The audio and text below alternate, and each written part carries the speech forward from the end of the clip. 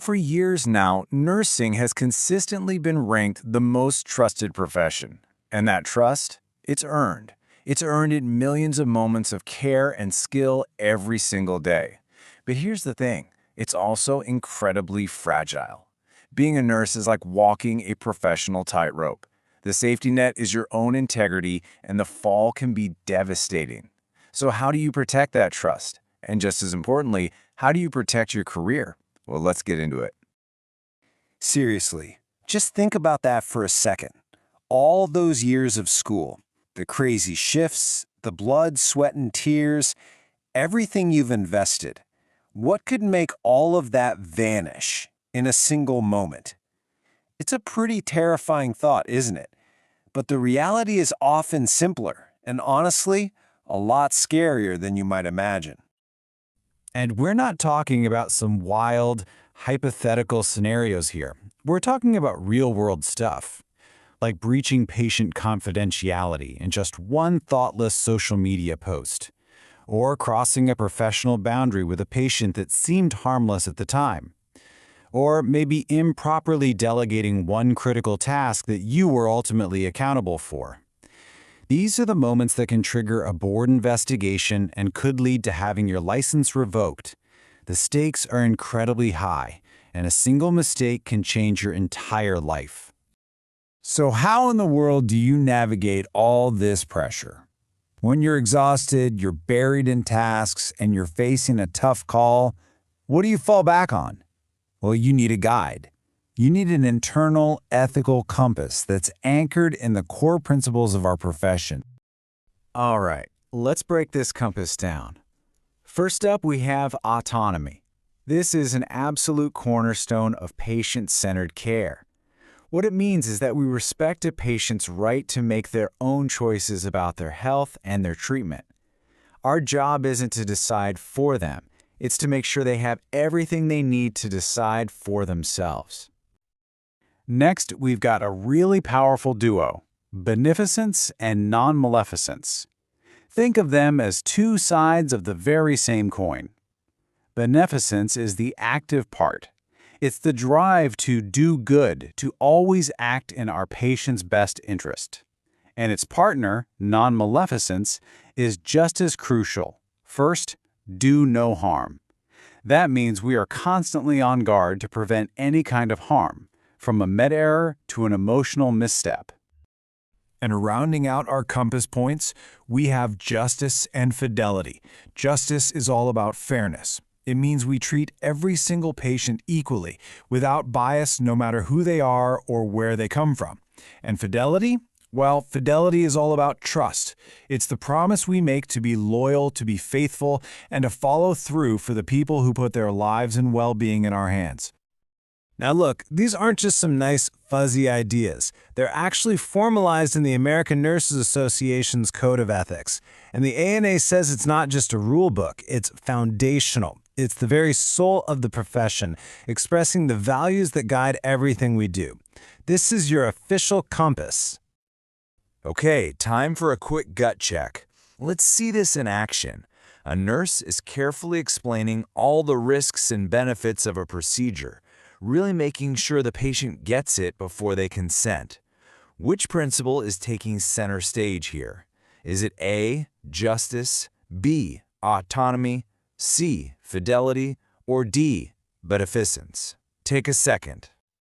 Yep, if you said B, autonomy, you nailed it. By giving the patient all that info, the nurse is empowering them. They're respecting that patient's right to make their own informed decision. That's autonomy in a nutshell. But a compass is only one part of the equation. I mean, what good is a compass if you don't have a map? That's where the law comes in. Having that strong ethical core is essential, but it's not enough. Those principles, the why behind what we do, they have to be translated into clear, enforceable rules. This is where we shift from ethics to law. So think of it this way. Ethics give us the moral foundation. That's our why. It's the spirit of nursing. And the law gives us the hard and fast rules. That's the what, the things we absolutely must do and must not do to protect our license. And when we talk about the law, there is one document that is without a doubt the most important one for any nurse. I'm talking about the Nurse Practice Act, or NPA. Every single state has one, and you have to know yours inside and out. Why? Because it does three crucial things. It defines what you're legally allowed to do, it sets the rules for keeping your license, and it spells out exactly what can get you in hot water. Okay, let's make sure that sinks in. Another quick question for you. What's the main job of your state's Nurse Practice Act? Is it A, setting staffing ratios, B, defining the legal rules for nursing practice, C, figuring out salaries, or D, outlining the ANA Code of Ethics? And the answer is, of course, B. The Nurse Practice Act is the legal bedrock of your career. It defines the entire scope of your practice in your specific state. It is the final word. Okay, we've got our ethical compass, we've got our legal rule book. Now comes the hard part, applying all of this to the messy, complicated, high-risk situations you deal with every single day. This is where the rubber meets the road, and honestly, where careers are made or broken. I want you to really look at this chart. Think of your relationship with every patient as being on this spectrum. Way over on one side, you have under-involvement. That's neglect, it's being distant. On the other extreme, you have over-involvement, and that's where you get boundary violations. The goal, the safe zone, the effective zone, is right there in the middle, the therapeutic relationship. Your job, every single shift, is to stay in that zone. So what exactly is a boundary violation? It's way more than just being too nice. A true violation happens when the lines get so blurry that there's confusion between your needs and the patient's needs. It's when you start sharing way too much personal stuff, or keeping secrets with a patient, or worse, when the roles reverse and they start comforting you. That's when you've crossed into dangerous territory. All right, let's see this in action. Picture this. A nurse is going through a tough time at home and starts confiding in a patient, really looking for some emotional support. What are we looking at here? Is that A, a therapeutic relationship, B, a boundary crossing, C, a boundary violation, or D, patient advocacy? Yeah, it's C, a boundary violation. And here's why that's so critical. That behavior completely flips the script. The relationship is no longer about the patient's healthcare needs, it's about the nurse's emotional needs.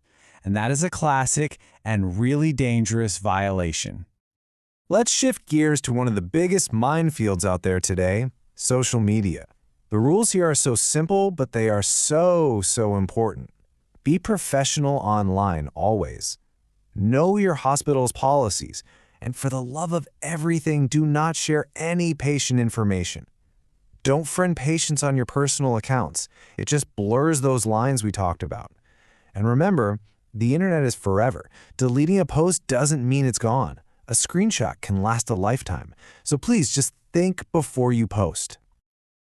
Okay, this next one is huge. True or false? It's okay to post about an interesting patient case on social media as long as you don't use the patient's name. The answer is a massive, resounding false. This is a giant legal trap. HIPAA is about way more than just names. If you share enough little details, a rare condition, their age, the floor you work on, the date, you can accidentally make that person identifiable to someone who knows them.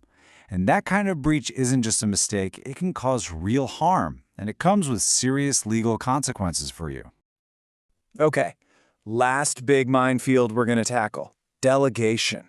This is a core part of being an RN, but it is loaded with risk.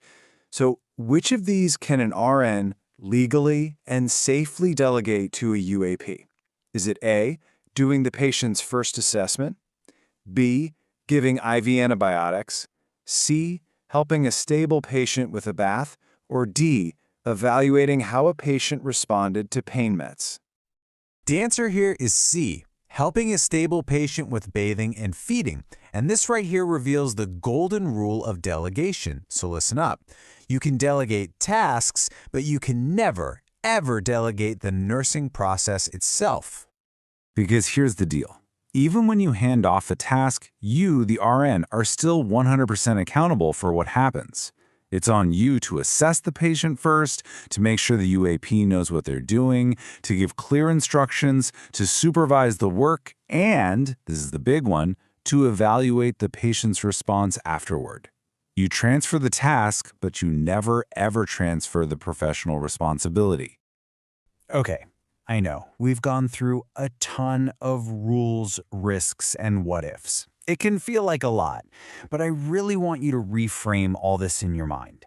This knowledge, your ethical compass, your understanding of the law, it's not a set of chains. It's your professional shield. It's what gives you the power to practice with confidence, to advocate for your patients, and to protect them, and to protect yourself.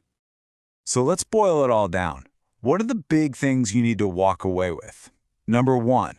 Ethics are your compass, the law is your guide. You need both. 2. Boundaries protect everyone. They're what keep the relationship safe and trusting. 3. Think before you post. Seriously, the internet never forgets. 4. You own your delegation. The buck always stops with the RN. And finally, number 5, know your Nurse Practice Act. It is the legal bedrock that gives you the right to do what you do. So I'll leave you with this one last thought. Your nursing license. It's not just a certificate you hang on the wall. It's a contract. It's a promise you've made to society that you will practice with integrity, with skill, and with an unwavering commitment to keeping people safe. So the final question isn't for me. It's for you. How are you going to honor that contract today?